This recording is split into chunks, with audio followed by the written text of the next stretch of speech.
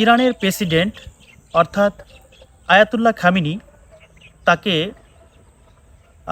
হত্যা করা হয়েছে, আপনারা শুনেছেন।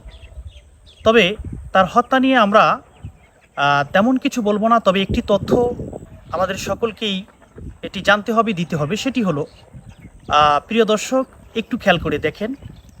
আজ ইরানের প্রেসিডেন্ট আয়াতুল্লাহ আল খামিনি তিনি যে মারা গেলেন, মারা যাওয়ার পরে দেখেন বিশ্ব জুড়ে যেভাবে আমরা শুনতে পাচ্ছি, সোশ্যাল মিডিয়াতে যেভাবে খবরগুলো ছড়িয়ে যাচ্ছে, একের পর এক বিভিন্ন জায়গা থেকে আমরা দেখতেছি যে আয়াতুল্লাহ খামিনি নিহত হয়েছে, মারা গিয়েছে।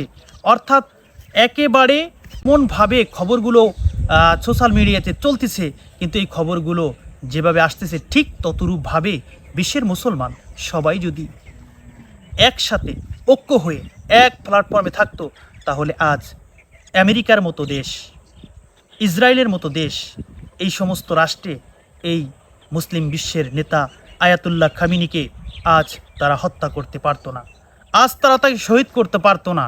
কিন্তু আমাদের ভিতরে ঐক্য নাই বিধায় আজকে আমরা বিশ্বের বড় বড় যারা নেতৃত্বদাতা মুসলমান রয়েছে, বীর রয়েছে, তারা কিন্তু এই কাফের মুশরিকদের হাতে মারা যাচ্ছে। এটা আমাদের দুর্ভাগা, এটা আমাদের দুর্বলতা।